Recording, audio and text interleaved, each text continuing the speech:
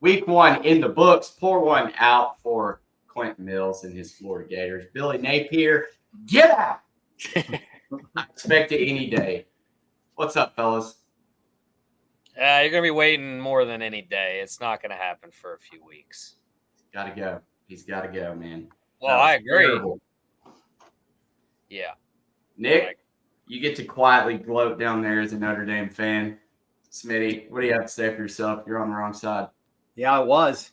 It was a good game. Notre Dame's defense, top notch. If you listened to the quarterback from Texas A&M yesterday talking about he has to do better, yeah, I think you have to play a little better than you did. Nick, how you feeling? Feel great. Yeah, I mean, obviously a lot of the focus was on Notre Dame offensive line that game, but they didn't let anybody down. I mean, I know there was a couple times where Riley Leonard was running a little more than he should have been, but if you look at their run blocking, they didn't make a difference whether there was six starts on that team or 50. They were getting 4 or 5 yards a pop and doing what they had to do. Yeah, it's amazing weekend of football. I feel like I just watched college football for like 9 days straight. I know it was, 5? But other than Florida, I think it was a very good betting weekend for all of us too. I mean, I know I cashed USC. I ended up on Boston College last night. Should have given it out. I felt it. Y'all talked me into DJU just being absolute trash, and he was. I mean, people can make fun of Bo Nix, and now I guess Dylan Gabriel's the same thing with the whole check down Charlie. DJ has like one read, and if it's not there, he's going to throw it anyways, which is going to result in a lot of interceptions, or he tries to run it. It's just terrible quarterbacking. Yeah, he looks defeated. I mean, you just saw him on the sideline yesterday. So did Norvell. Yeah, no, I think week 1. Norvell, I mean, when you got to pull a team to the 50-yard line and give them a rah-rah speech before the halftime speeches, like that's problematic. He's 0-2. I said it halfway jokingly, but halfway seriously. Brandon Walker posted, I said, Florida may actually be better than Florida State, only for the simple fact that you have DJ Lagway to replace Graham Mertz. I don't know who's behind DJ Uiagalelei. Like, it just looks really bad for Mike Norvell and his complex offense. So we'll get the toilet bowl at the end of November. It's probably to get one of these teams potential bowl eligibility. So it'll be nothing more exciting. But yeah, Billy Napier, I'm sorry I had to steal the show. I said I got to make a rant. I'm tired of them. I'm done with them. I hope I hope Samford beats us personally, because I think if Samford won, he'd be gone by week 2. It's not going to happen. But yes, that's where my head is. I'm a Samford fan heading into week 2.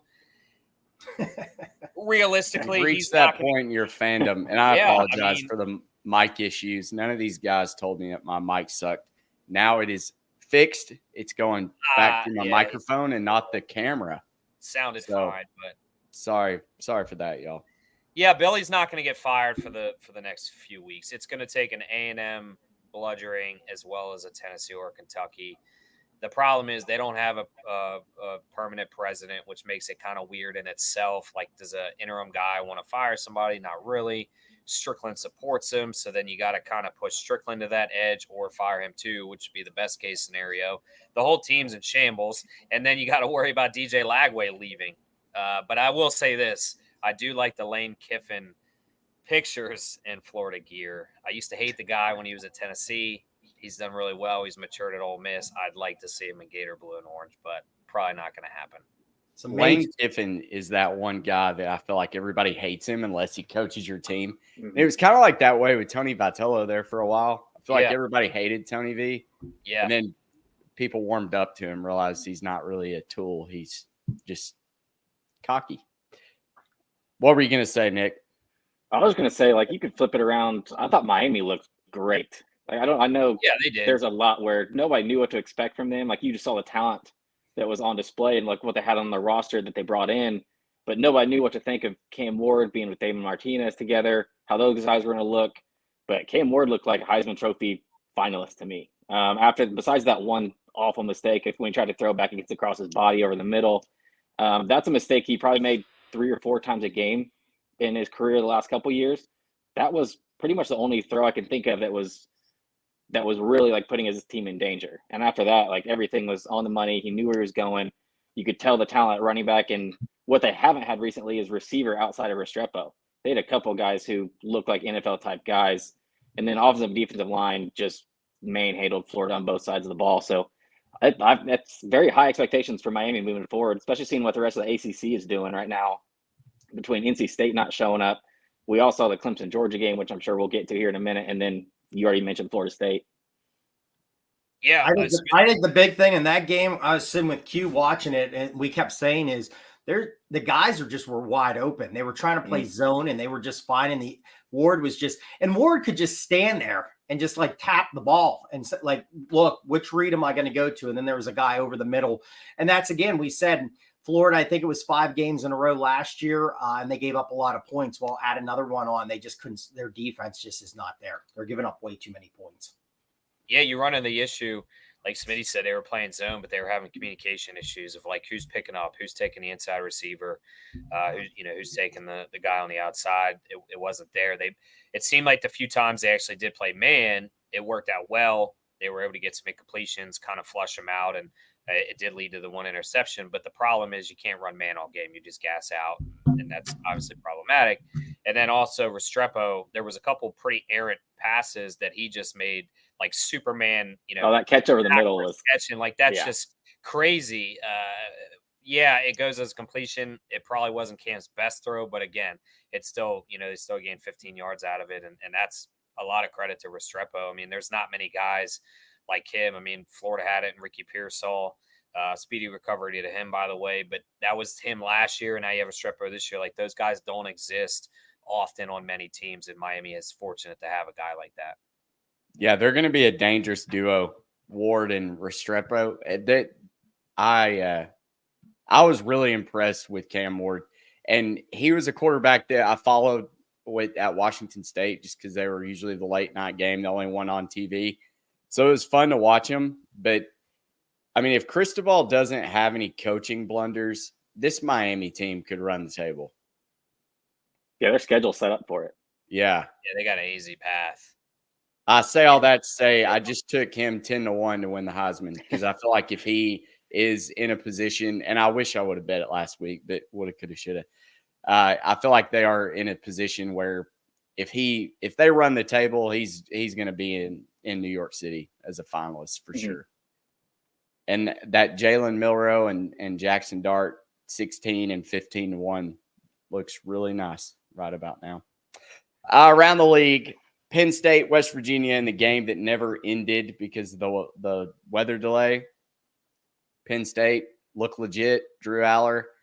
And I get it. I mean, it sucked a lot of life out of Morgantown, those fans. I don't know how many came back after the delay, but they were defeated by halftime, it felt like anyways. Penn State looks legit. You think they're going to be able to push, Smitty? I think you wrote them up. What did you think? Well, I said, it depended on the quarterback play. That's been the issue the last couple of years with him. And, he had a pretty good game, 11 out of 17, 216, 3 touchdowns. They got the running backs. Wallace was the wide receiver that had a big game, and we know their defense is going to be really good.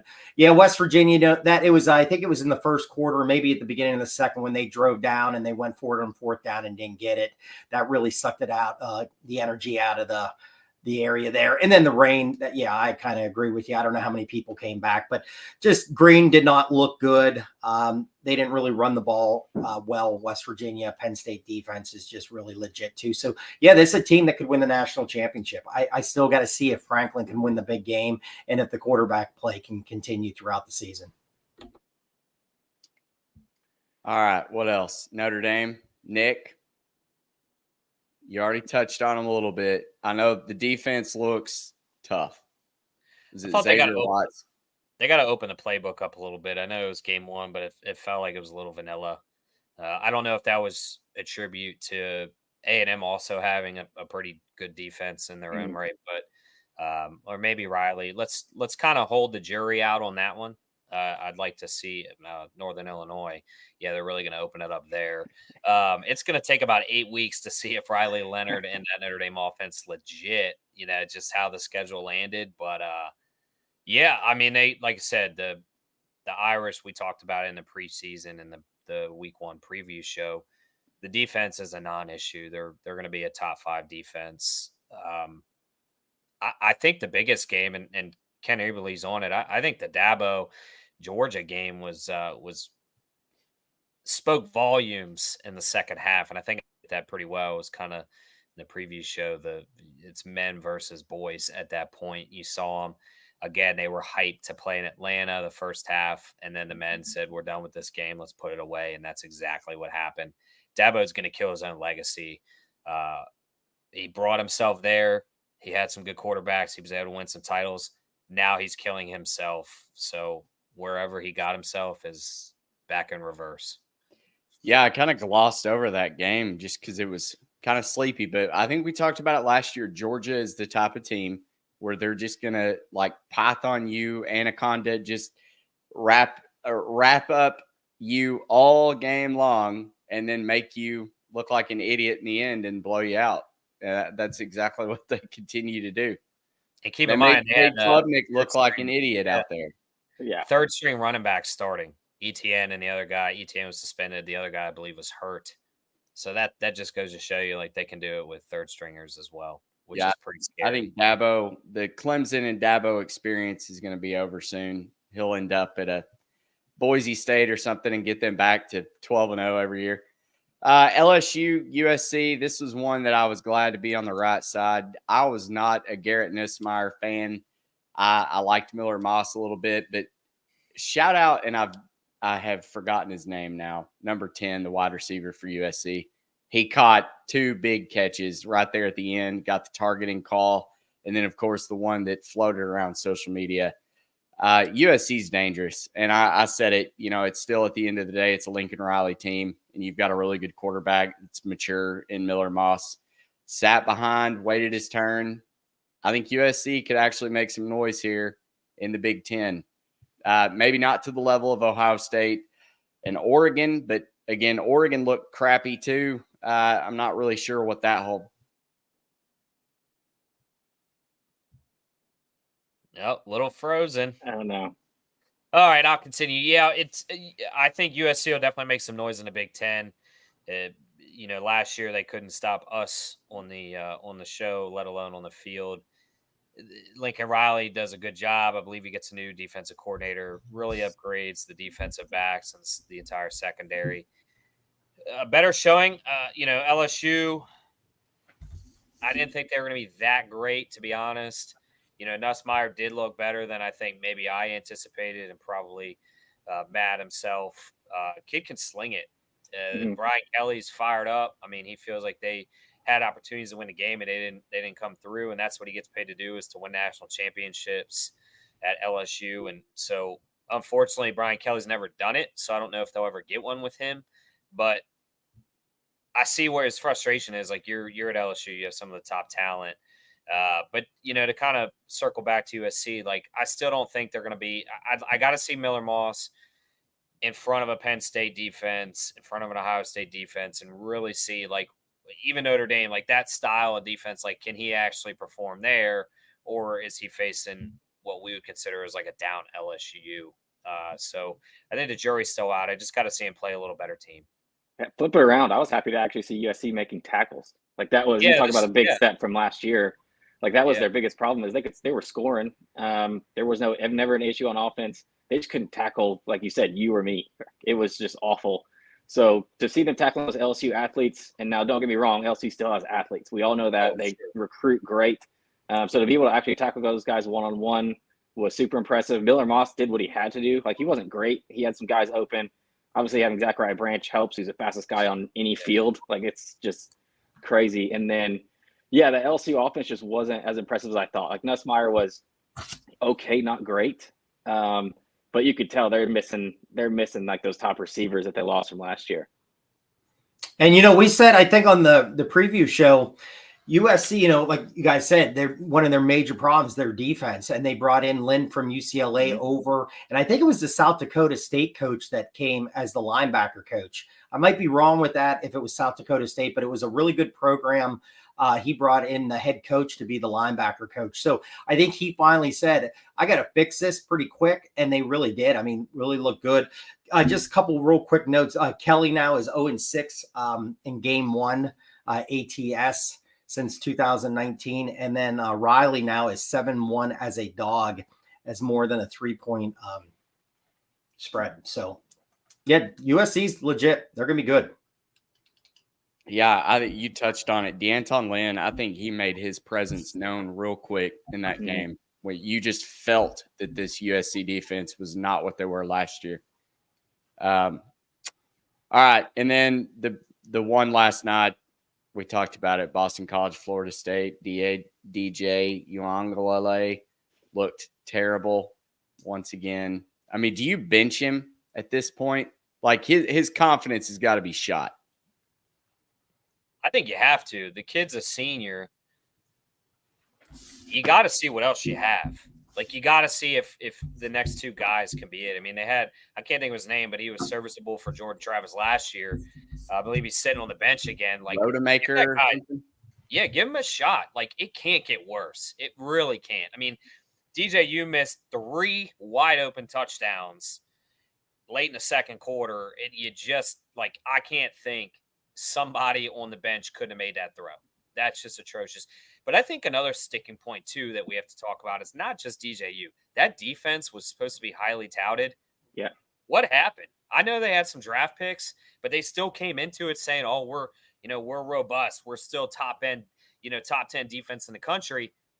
I'm not seeing it. You can't stop a halfback wheel route to save your life. I'm putting Todd Smith in the backfield, and he's going for 130 on 6. I don't know. My knees are shot, but as long as he's got high knees, he's getting through. And they just looked dumbfounded. It was like they kept running the same play. They were just flip-flopping the play, and they couldn't figure it out.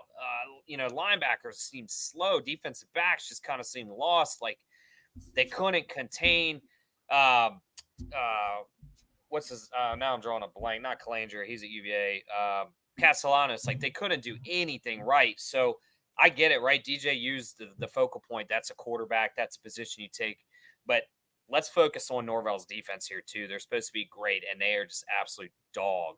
Yeah, I'll jump in real quick because that's what I wrote down, too. I don't think it matters right now who's quarterbacking. I think the biggest problem with them is, can they stop anybody? Because this, again, was – you heard this before the Georgia Tech game. Their D-line, they have guys that could get drafted. Well, again, they gave up a lot of rushing yards against Georgia Tech, and then last night they gave up 263 yards. So until that gets fixed, I don't think it matters at quarterback personally. Anything else that stuck out to you? Hats off to Elijah Drinkwitz getting that field goal to go up 51-0 and cover the 50.5-point spread with 1 minute and 57 seconds left. I will say that was a bit suspicious. Listen, somebody else did that. They kicked a field goal to only lose by 7. That was Stanford. So Stanford covered. That makes mathematical sense. That actually made sense in the game. It does. Yeah. They also did it last year too. Yeah, it didn't matter. And it made great sense because Nick had that bet. I had that bet. I think Grissom had the bet. That made great sense. Good job. I get it. It did make sense in that play, but they did it last year as well. So that coach, he's definitely eyeing in on something. So I appreciate that. But I think one of the schools that I think is worth touching, and we'll see what they do this week. I thought Oregon should have hung a lot more points. I do know Dylan Gabriel looked like he hit his hand on a helmet pretty early on. I don't know if that was kind of babying it, but Oregon's so much better. Like, I was surprised to only see what it was like 26 points they scored, 27 points. 24, I think, 24, 14. Yeah, and he still had like 400 yards passing. It didn't make sense to me. So I think they bounced back, but it was a little intriguing to kind of see that stat line to only equate to 24 points. Yeah, I think that's one that I might actually go back and watch that on YouTube tonight or something, because you're right. Looking at the stat lines, it makes no sense from what Gabriel did. I did see like somebody put on Twitter, I believe it was his air yards only 4.2 per I watched the whole first half. I don't know why. I just wanted to watch Oregon, see what he was all about. I have a Heisman ticket on him. But yeah, it was screen pass after screen pass. He never took deep shots down the field. The few times that I see him do it, he overthrew him. So I think it was his comfort level. And then, yeah, he hit his hand. Offensive lineman got pushed back. When he came through, he popped his hand pretty good. But I don't know. He didn't look great. I'll tell you that. 380 yards, 2 touchdowns, and only a 56 QBR. That's a lot of checkdowns and not a lot of value adding to the passing game. Well, you would hope that was going to change this week because Georgia, they played Boise State. Georgia Southern hung 45 points on them, and the quarterback threw for 322 yards and 2 touchdowns. So yeah. You really hope that Oregon's going to wake up and really push the ball down the field a little bit and hopefully at least score some points this week. Yeah, I think it is a buy low spot, and we'll go ahead and get into the week 2 top matchups. I've got Oregon and Boise State on there. I think Oregon's like minus 19.5 right now. That may be a pretty good spot to buy on a lowly Oregon-looking team. Because I do think at the end of the day, this was still the number 2 power-rated team. For our rankings, or my personal rankings going into the season, I've got to expect Dan Lanning and Dylan Gabriel both respond. You would think. Absolutely, you would think. Yeah, let's see what their defense does too. I mean, they didn't have anything to go up against in week 1, and now they get Sanji went for 6 rushing touchdowns in a game against that Georgia Southern. So let's see if they'll get a real rushing attack here. It's going to look more like a Big Ten type offense that they'll be facing most of the year. So I'm interested in on that side of the ball as well. Maybe an over game. Will they score? 101 points combined, Georgia Southern, Boise State. Yeah. Also, shout out Tetero McMillan, the wide receiver for Arizona. Tetiro, I don't know how you say it, but 304 yards and 4 touchdowns on 10 receptions. Yeah, it's crazy. Greatness is how you say it. I don't know. He may still be running wide open down in Tucson. Yeah, me and Smitty were on FaceTime watching like half that game because we both had the team total, and it was just like, okay, well, they might hit this by halftime. Yeah, it was a video game. I'm upset that New Mexico doesn't play this week. I was kind of shocked that Arizona got off to not just a slow start, but a slower start than New Mexico. This game was close the whole game. And then yes, it was. I wake up and find out they score 100 points. It's 61-39. They went back and forth there for a while. And I think you've seen that with New Mexico. I mean, against Montana State, they scored. And against Arizona, Mendenhall. They were moving the ball. They were scoring. That game was close. The problem is they just can't stop anybody. So I think that's a team that keep an eye on whoever they play, maybe team points or things like that, or maybe even an over on that too. So, all right. Well, let's go over our picks.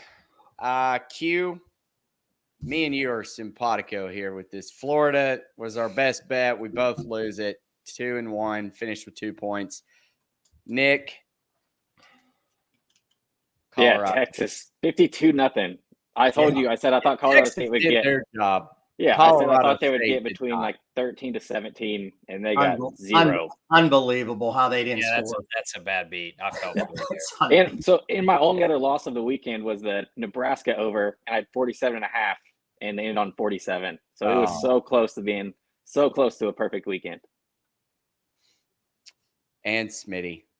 Yeah, the Cougars, Willie Fritz. I joked and said, I don't know who was going to quarterback that UNLV team, the kid from Campbell or Gordy Lockbourne and the Holy Cross. So I'm not sure who quarterbacked there, but yeah, that was a bad play. I mean, the line too, the money line was really going up in the morning, and I was like, wow, I got that at a really good number. And I watched some of it.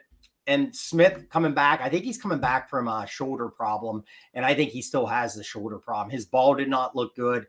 It just Willie Fritz. It's going to be a long year there with Houston. UNLV again. Great program last year. That coach is really good. He probably won't be there too much longer if they keep winning.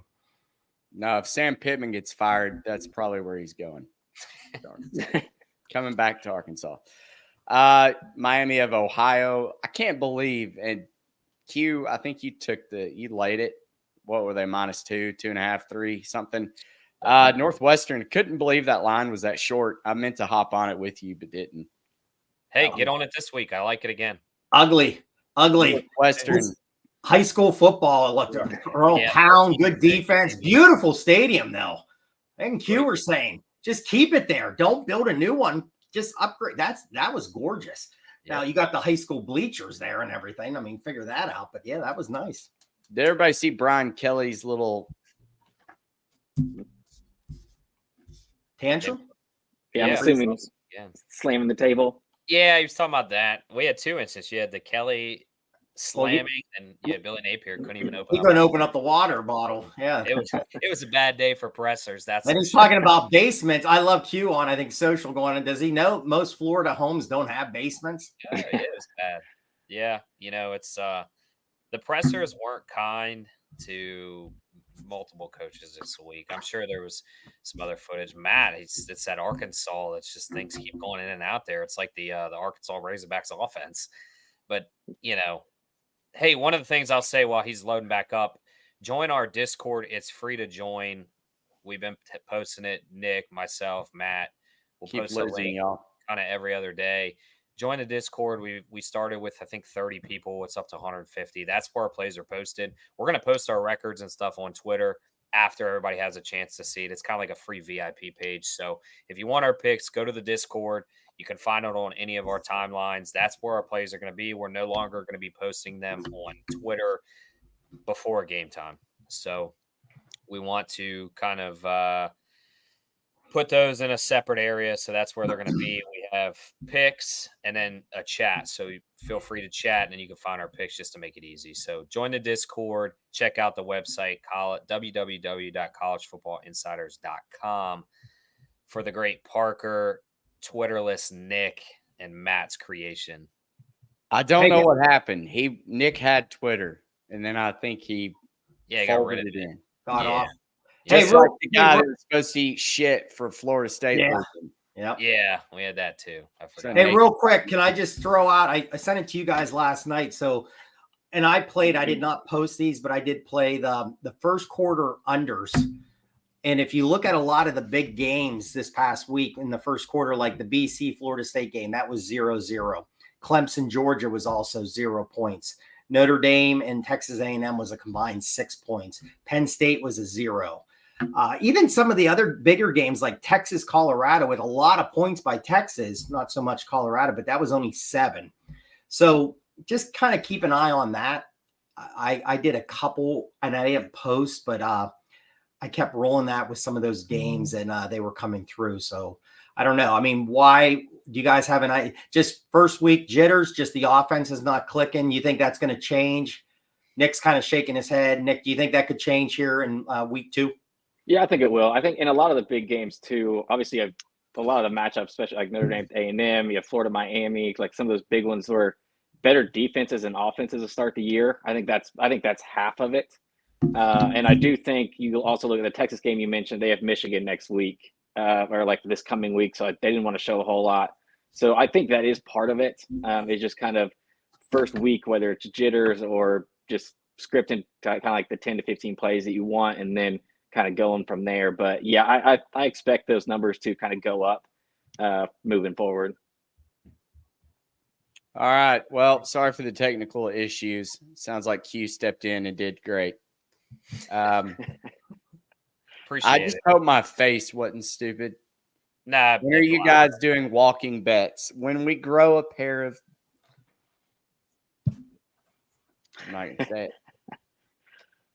Always the Sean Alvarez comments. I love him. He only had one this show. Usually he's got 2 or 3. He's slack today.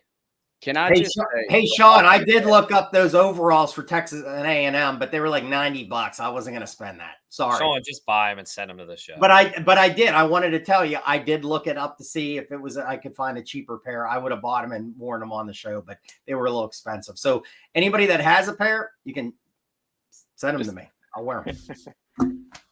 All right, guys. Thanks for joining us. We will be back later this week for the week 2 preview show. Until then, for Smitty, Nick, Q, and myself, cheers. College football's back. See you later this week.